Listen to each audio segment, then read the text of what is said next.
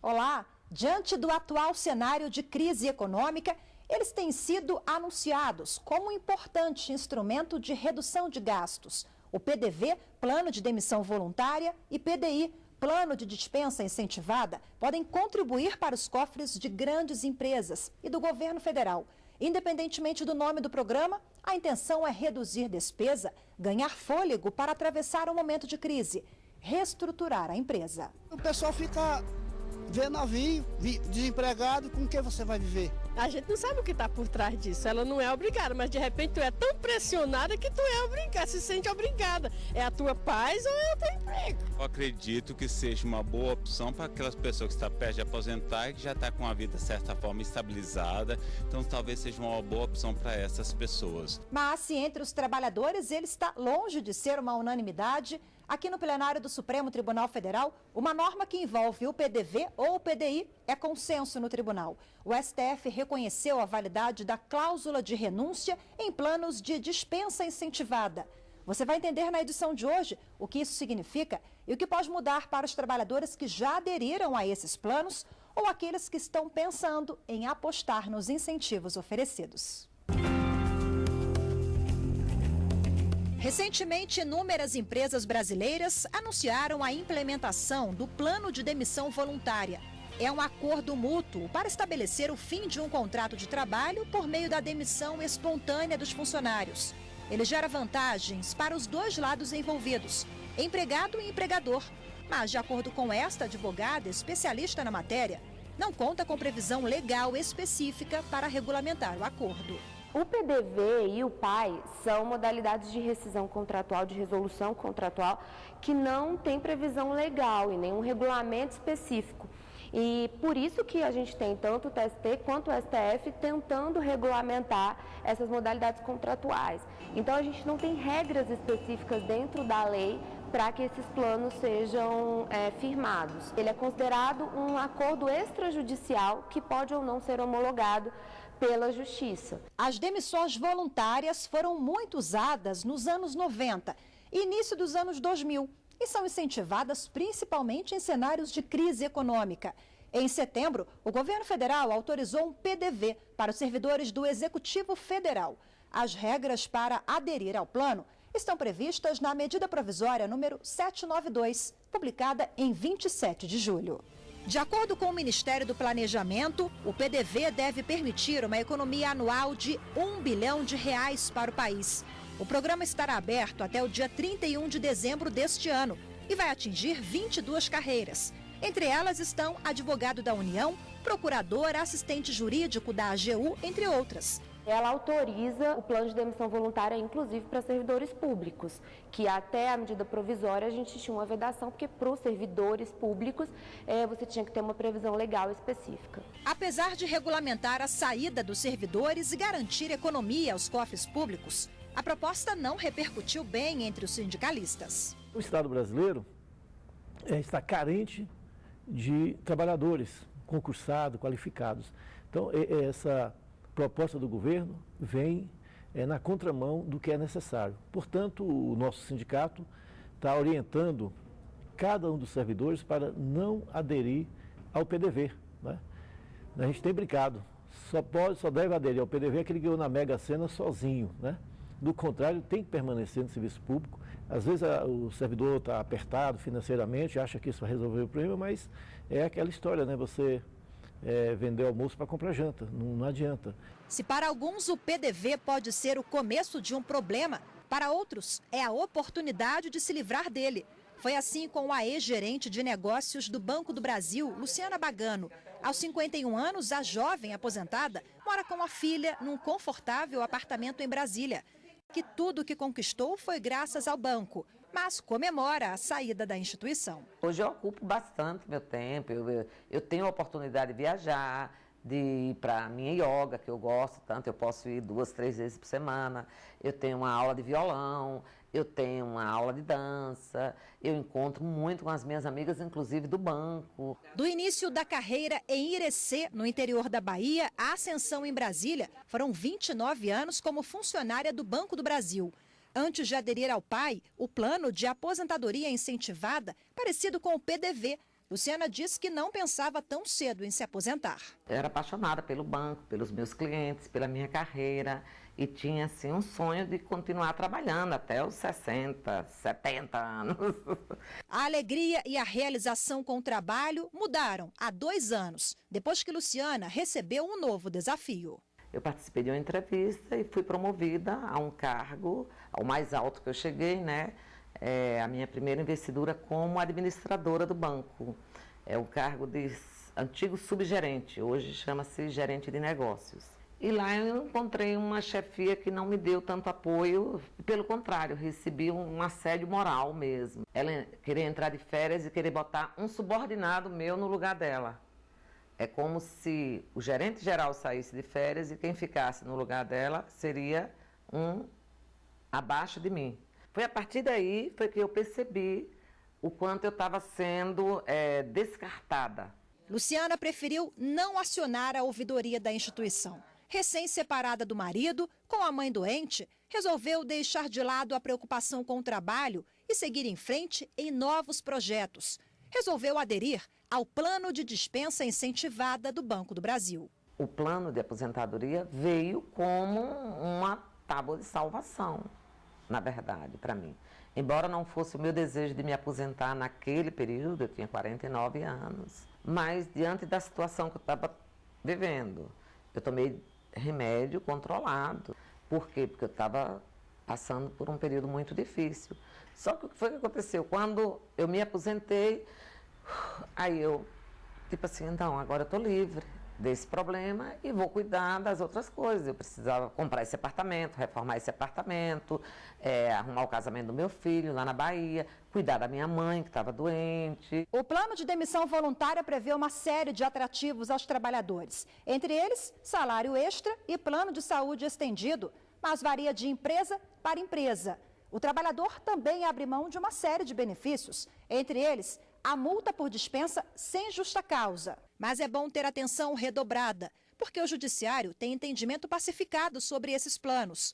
A Suprema Corte decidiu que se o acordo entre empregado e empregador tiver a chamada cláusula de renúncia genérica geral, o trabalhador, depois de aceitar o acordo, não poderá mais cobrar da empresa verbas indenizatórias como férias vencidas e hora extra.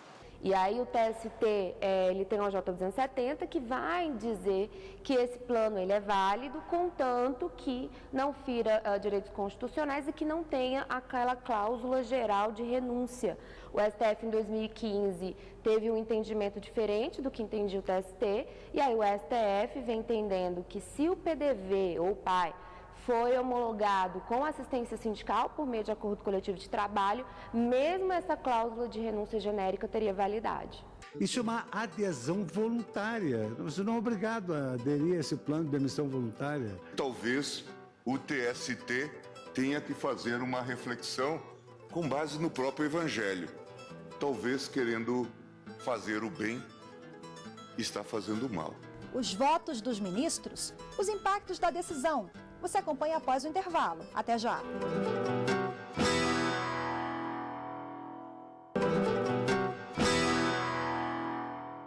A edição de hoje é sobre os planos de demissão voluntária, PDV. Por unanimidade, o plenário do Supremo Tribunal Federal decidiu que, se a dispensa voluntária for aprovada em acordo coletivo, o trabalhador não terá o direito de reclamar posteriormente na Justiça por eventuais benefícios trabalhistas que não foram pagos durante o contrato. A decisão do STF altera entendimento anterior do Tribunal Superior do Trabalho, que permitia a cobrança na Justiça, mesmo depois de celebrado o acordo.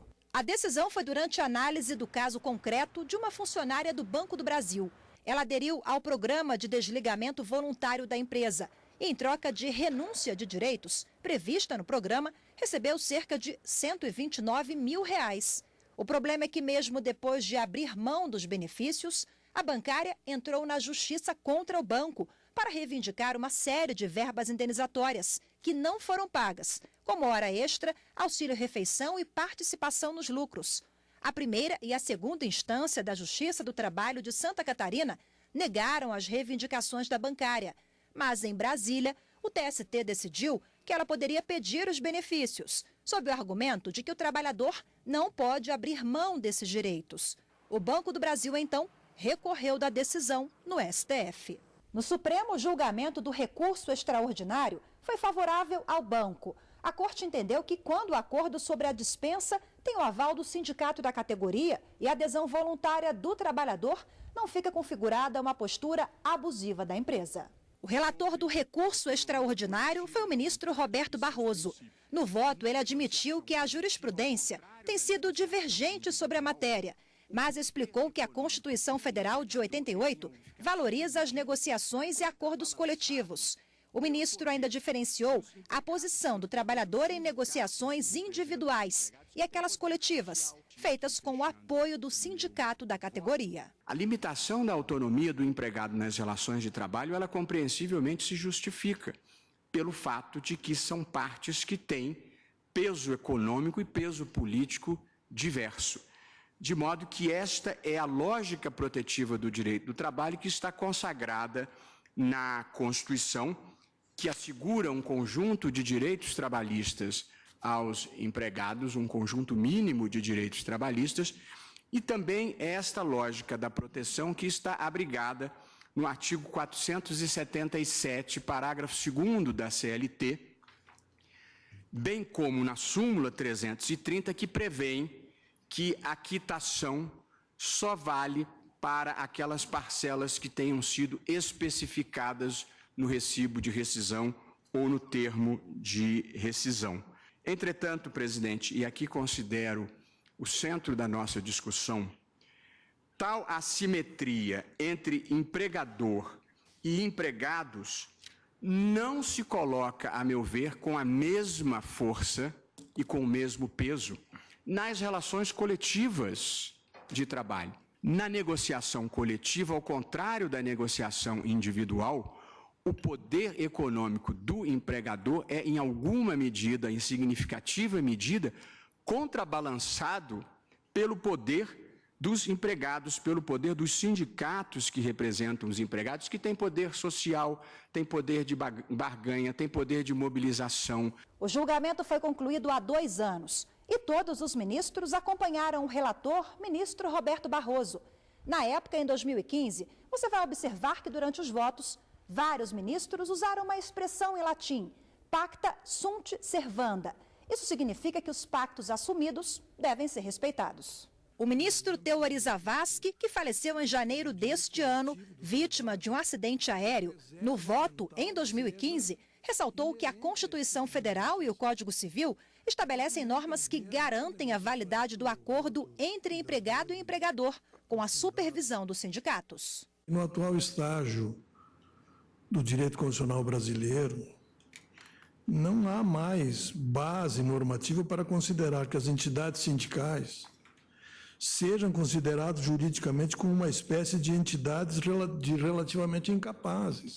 Por outro lado, não posso considerar como uma espécie de princípio do direito do trabalho, muito menos no âmbito do direito coletivo do trabalho, que a reserva mental seja inerente a esse tipo de negociação. Portanto, no meu entender, nas negociações coletivas se aplica o artigo 110 do Código Civil, que é, afinal de contas, uma norma universal, que vem, a rigor, até dos tempos mais antigos, que, no fundo é o princípio da pacta sunt servanda. O presidente do Supremo, na época, o ministro Ricardo Lewandowski, na mesma linha, defendeu a validade das relações e dos acordos firmados com a empresa. Existe agora um novo Código Civil moderno, que foi elaborado pelo professor Miguel Reale, e que se funda basicamente na boa-fé objetiva, que está estampado no artigo 422 daquele código, que é o Código Civil. Então, me parece que as relações hoje entre as pessoas, ou entre as pessoas e as empresas, ou as pessoas naturais e jurídicas, devem respeitar, sim, esse princípio importante que Vossa Excelência está levantando e, sobretudo, quer dizer, o princípio do pacta sunt servanda, sobretudo, esse princípio da boa-fé objetiva, e que se traduz também naquele velho brocardo latino que proíbe venire contra factum proprium, ou seja, a pessoa tem uma atitude num determinado momento lícita e depois, num segundo momento, ela toma uma outra atitude igualmente lícita, mas contraditória com a primeira. Ou seja, isto o direito data venia não agasalha. Isso é uma adesão voluntária. Você não é obrigado a aderir a esse plano de demissão voluntária. É uma adesão voluntária. Uma vez aderindo a esse plano, a parte firma um acordo extrajudicial com força de coisa julgada. Não pode discutir isso, rediscutir isso em juízo, salvo se preliminarmente promover uma anulação do plano, ou uma anulação daquela quitação que promoveu, para depois, então, reclamar judicialmente. E aqui, efetivamente, exatamente por força da transação que faz coisa julgada, da boa-fé objetiva que deve encerrar um acordo dessa ordem, é que se privilegia a sacralidade das palavras, ou, mais precisamente, como Vossa Excelência e o ministro Teori se referiu, a denominar a cláusula da pacta sunt servanda, que nos sistemas estrangeiros é a cláusula que prevalece. Na sequência, ainda em 2015, quem votou foi a atual presidente do Supremo, ministra Carmen Lúcia. Ela defendeu que no direito individual do trabalho, o empregado sozinho, sem apoio do sindicato, perde força nas negociações. Já nas negociações coletivas, tem amparo sindical. Vou acompanhar o ministro relator, as inteiras.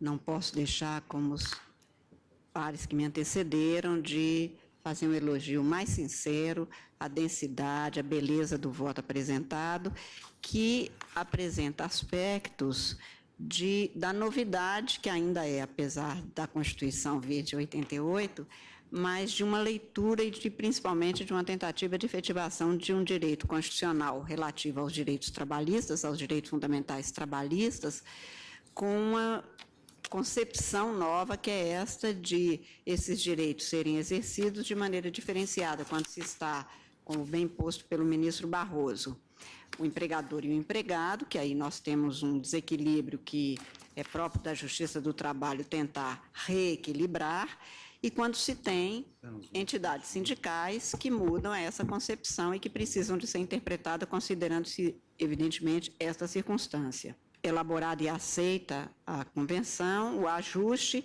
claro que não se pode apenas buscar o melhor dos mundos, acrescentando-se algo que quebra a base, a estrutura do que levou àquela conclusão, porque senão nós teríamos a conclusão firmada com bases que depois acabam sendo, acho que contrariadas no que é o princípio da boa-fé dos pactuantes. Gostaria de registrar desde logo os devidos elogios ao claríssimo e substancioso voto proferido pelo ministro Roberto Barroso.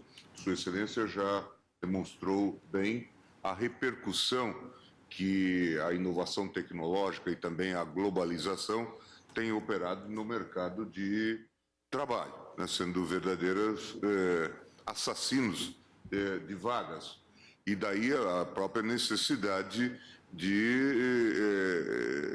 se valorizar aquilo que o texto constitucional de 88 já havia preconizado. É a observância do pacta sunt servanda e também de um princípio de lealdade negocial que Vossa Excelência manifestou, no sentido de que não se pode agir contra fato próprio, a famosa fórmula de que não se pode venir contra factum proprium. Quer dizer, a tutela aqui vai, usando uma expressão muito cara ao ministro Marco Aurélio, né, a um limite demasiadamente largo, ao pretender realmente tutelar este trabalhador, mas fortalecendo uma atitude de deslealdade negocial. Anula-se parte do acordo, mas mantém-se a obrigação do trabalhador naquilo que ele acedeu. Ora, se trata, né, de um modelo comutativo, de um modelo corrospectivo, isto resulta numa prática desleal. Então eu concluía, presidente, dizendo que talvez o TST tenha que fazer uma reflexão com base no próprio Evangelho. Talvez querendo fazer o bem, está fazendo o mal. O ministro Marco Aurélio, que antes de ser indicado ao Supremo Tribunal Federal em 1990, foi ministro do Tribunal Superior do Trabalho, argumentou durante o voto que a justiça trabalhista costuma ser mais protetiva aos trabalhadores. Porém, avaliou que no caso concreto, a dispensa voluntária foi assinada em comum acordo entre a empregada do Banco do Brasil e a instituição. Qual era o salário, né, da recorrida? R$ 1.707,43, o último salário. Isso foi frisado pelo juízo ao julgar improcedente o pedido formulado na ação trabalhista, na reclamação. Valor pago a título de indenização se cogitou de R$ 129.391,01. O restante, R$ 5.420,71 de outras parcelas. Houve, portanto, um acordo coletivo para atender aos interesses, à pressão da categoria profissional e, quando do rompimento da cessação do vínculo empregatício, se teve a assistência do sindicato. Aqui se cogita da intangibilidade do acordo coletivo. E diria mais, se cogita da rigidez do ato jurídico perfeito e acabado. A decisão do Supremo define na prática que é válida a cláusula que dá quitação ampla e restrita de todas as parcelas decorrentes do contrato de emprego. Ou seja, não cabe mais recurso no judiciário com questionamentos sobre acordos voluntariamente celebrados entre patrão e empregado. O programa faz agora um rápido intervalo e volta já.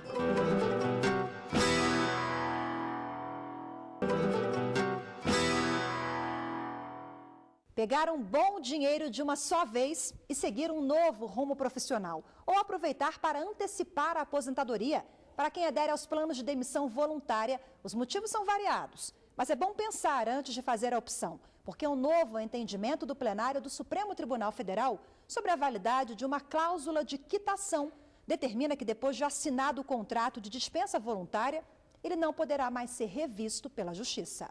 Por unanimidade, os ministros do Supremo decidiram alterar o entendimento antigo do Tribunal Superior do Trabalho, que autorizava a revisão dos acordos. O relator do recurso extraordinário, que deu origem ao debate, apontou a importância dos planos de dispensa autorizada.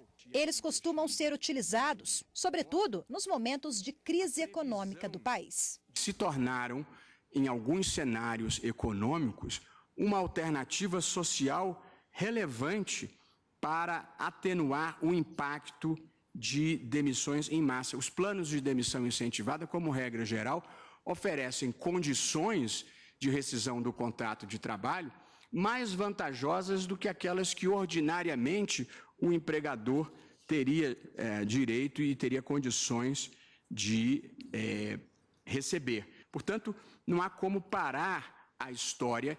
Este foi um mercado que se alterou, essas pessoas seriam inexoravelmente demitidas e foram demitidas em condições bastante mais vantajosas. E, naturalmente, se os planos de demissão incentivada legítimos, aprovados por negociação coletiva, não valerem, desperdiça-se um instrumento socialmente eficaz de proteção do trabalhador em uma hora difícil. Porque nenhum empregador vai querer dar vantagem extra no momento da demissão, sabendo que, além da vantagem extra, vai responder a uma reclamação trabalhista para pagar ainda alguma coisa a mais. Esta advogada avalia que a decisão deve estimular a conciliação envolvendo empresas e empregados. E quem ainda está em dúvida sobre aderir ou não ao PDV, segue a dica da advogada. Muitos PDVs são vantajosos para os empregados. E aí é por isso que a gente sempre aconselha que o empregado que vai aderir a um PDV procure um advogado. Porque, à medida que alguns PDVs são favoráveis ao trabalhador, alguns não são tanto assim. Então, é bom que o empregado se informe antes de fazer a adesão ao PDV, para que não tenha nenhum prejuízo. O sindicalista contrário à adesão aos planos também alerta. O servidor precisa pensar muito, né, refletir nesse momento de crise. O mercado de trabalho está totalmente em recessão. As pequenas empresas, quem quer tocar algum negócio, também não tem consumidor. Então você não pode, né, querer sair de uma situação sem pensar no futuro próximo. Né? Eu conheço servidor endividado, empréstimo consignável, até agiota, fica aquela pressão toda. O cara vê um dia, vou sair aqui desse sufoco. Mas ele esquece que daqui um mês, 1 ano, 2 anos, a vida continua. Tá? E o serviço público precisa dele, geralmente são pessoas capacitadas. Então o cara tem que respirar fundo, né? Não entrar no PDV para a gente poder reverter essa situação. A bancária aposentada do Banco do Brasil, Luciana Bagano, que há 2 anos aderiu a um programa de dispensa incentivada da instituição, não adiantou o valor que recebeu, mas garante que fez bom negócio. As pessoas que são especialistas nesses planos, eles sabem muito bem por que eles estão te oferecendo um salário a cada ano trabalhado. Isso aí, eles estão te oferecendo porque o próprio trabalhador, ele merece e ele deve ter direito a muito mais do que isso. Sem arrependimentos e feliz com a nova vida. Feliz, graças a Deus, assim, poder participar mais um pouco da vida dos meus filhos, dos meus irmãos, ajudar e me divertir também. Eu gosto de viajar, eu gosto de dançar, eu gosto de sair, então isso é muito bacana. Restam agora, da vida profissional, as amizades e as boas lembranças. Tenho uma verdadeira admiração pelo banco, que eu sou muito grata e que eu tive a minha parcela de contribuição e que a minha parcela de contribuição só foi benéfica para mim e que eu agradeço muito todos esses anos de alegria, de trabalho, de muita responsabilidade, mas de grandes amizades que eu fiz no banco. Graças a Deus. Grandes julgamentos do STF fica por aqui. Lembrando que para rever este ou outros programas, basta acessar tvjustiça.jus.br. Muito obrigada pela sua companhia e até o próximo programa.